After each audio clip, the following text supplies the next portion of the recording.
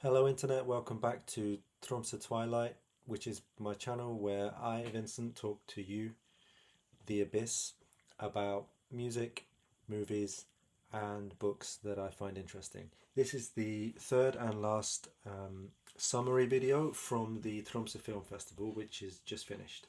I've been talking briefly about each film that I saw during the festival, and this is going to be the last time I do that, and then I'm going to do some videos about a couple of the films that I thought were interesting in a little more depth.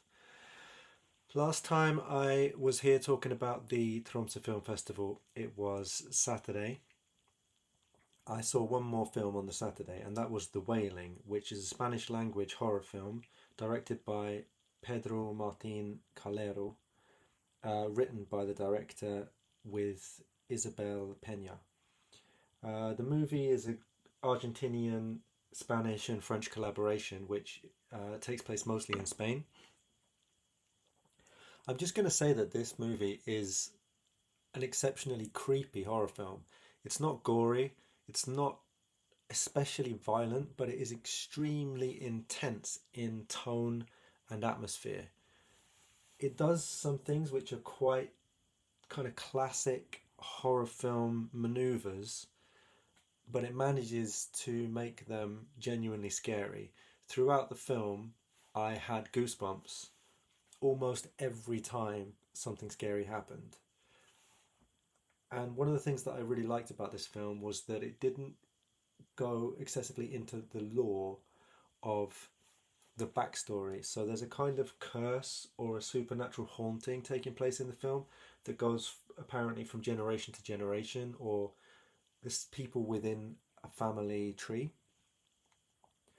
But where it comes from, what it is, and how it works is never really explained. So I was waiting through the film for the slightly demotivating moment where an expert would arrive and be like, this is what's happening, this is how you prevent it, this is how you fix the curse.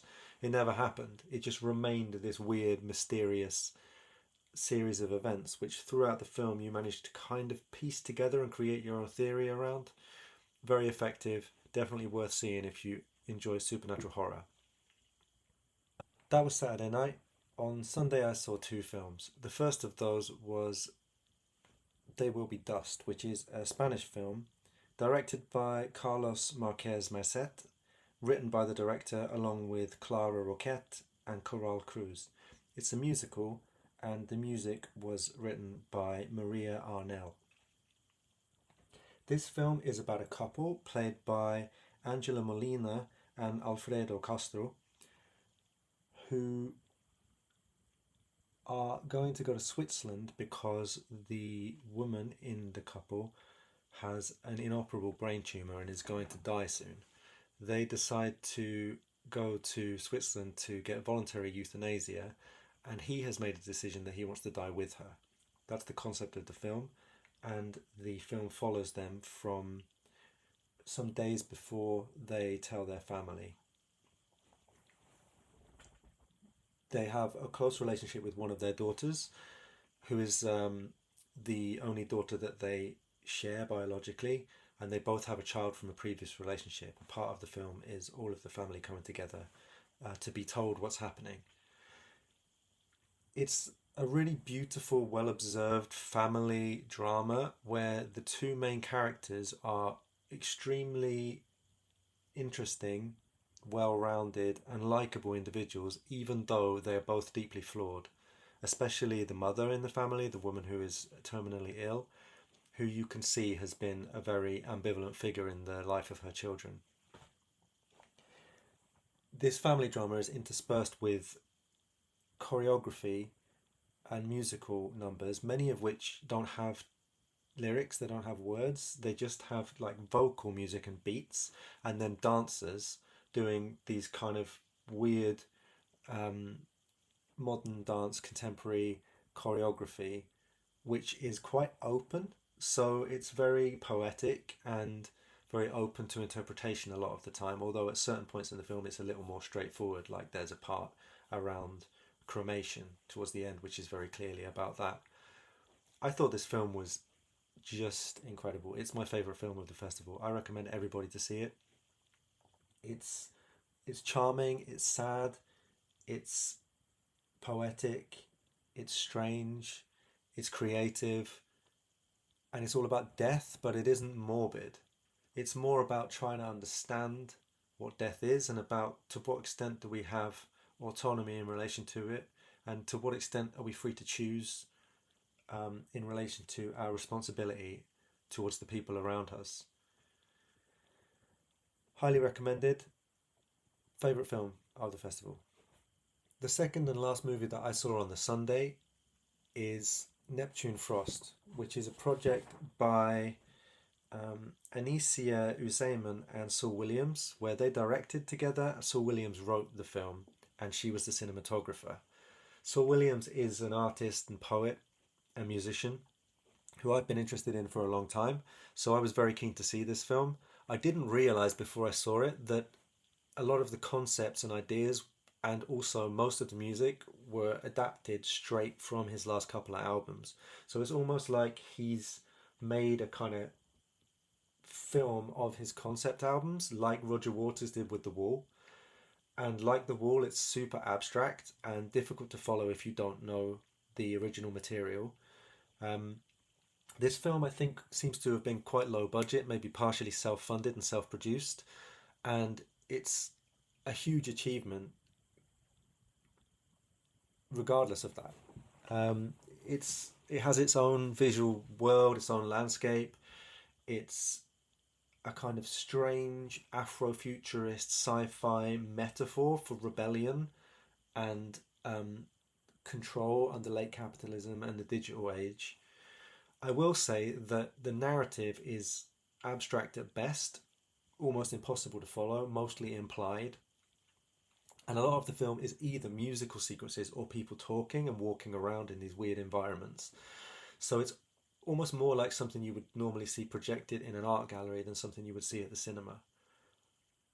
I might come back to it because I'd like to talk about how it expands upon and uses a lot of ideas, concepts, and themes from Saul Williams's work over 20 years, and because it will give me an opportunity to talk about Saul Williams in more depth. I don't know if I will have time to come back to this movie.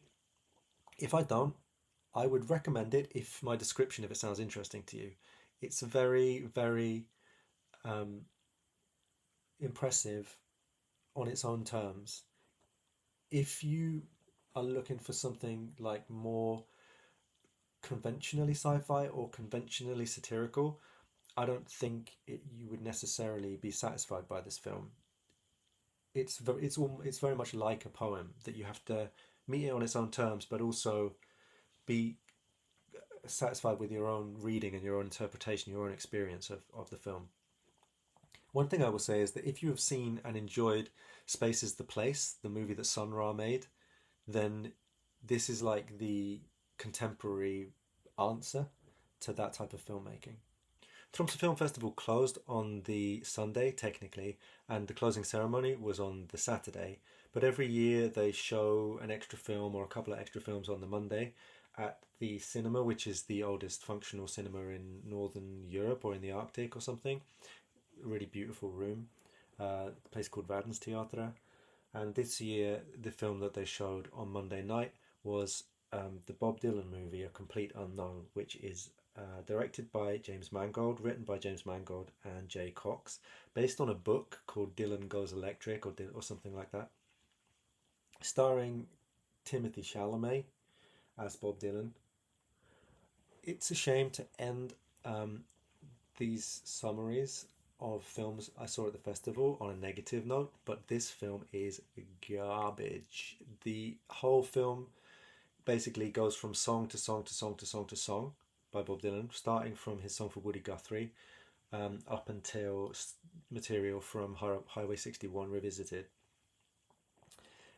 And it's like they've almost not even bothered to write a script in between the songs.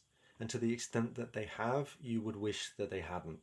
There's a scene where his girlfriend, who's played by Ella Fanning, who I really like, she's breaking up with him and she's telling him, "Oh, I feel like one of the plates that guy on the TV is spinning."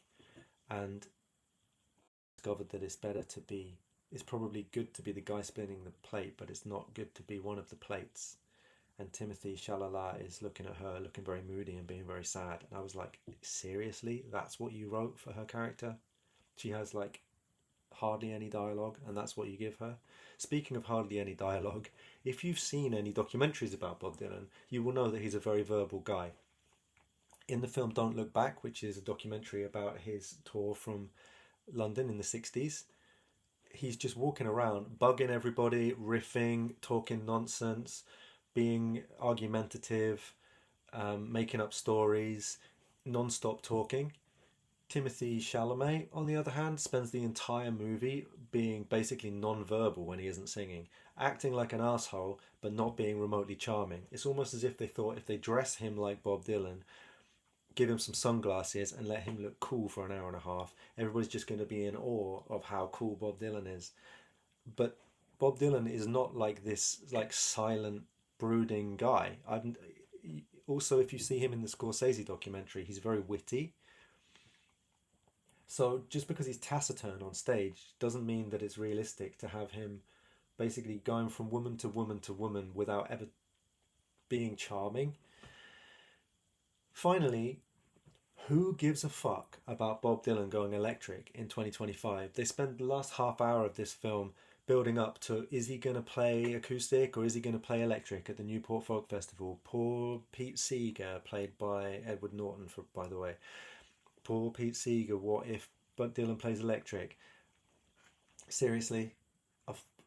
The fact that a guy stopped playing acoustic guitar and started playing electric guitar in 1970 or something? This film was incredibly pointless. There's already a Scorsese documentary that documents this period of his life in detail. I don't need to see Timothy Chalamet doing a Bob Dylan impression for an hour and a half. It's a complete waste of time. Aside from that Timothy Chalamet Bob Dylan vehicle, I didn't see a single film at this festival that was conventional or boring in any conventional fashion. I've had such a great time watching all of these different films, and I've really enjoyed summarizing them for these videos. I found it very inspiring to have all of these different visual, thematic, and musical sonic influences and forms of input throughout the week. It got me to the point where I was almost thinking I wanted to make a film myself. I think we're really lucky to be this far up in the north of Norway, literally in the Arctic Circle, and to have such a rich and interesting film festival. And the people who have been collecting these films through the year and programming the festival, I'm really impressed with what they've done. I would encourage anybody to come to this film festival. If you want to come to Arctic Norway and try and see the Aurora Borealis and be here in the winter and experience the snow, I think this week in January every year is a great time to do it. I'm going to come back soon and talk about maybe a couple of these films more in depth. I would like to talk about my favourite films from the festival, maybe in individual videos, and maybe make a video about Neptune Frost. But I do also want to talk about some books and some music, so I don't know when I'm going to get around to it, but eventually I'll come back to some of these films and talk more about them more in a conventional review or discussion form. If you have things you'd like me to talk about, please let me know. Please comment if you enjoyed the video, subscribe, like the video. That's how it works with the almighty algorithm. I'd like to thank you very much for watching me talk about all these things and share my thoughts, and I hope that you liked it. If you didn't like it, that's okay.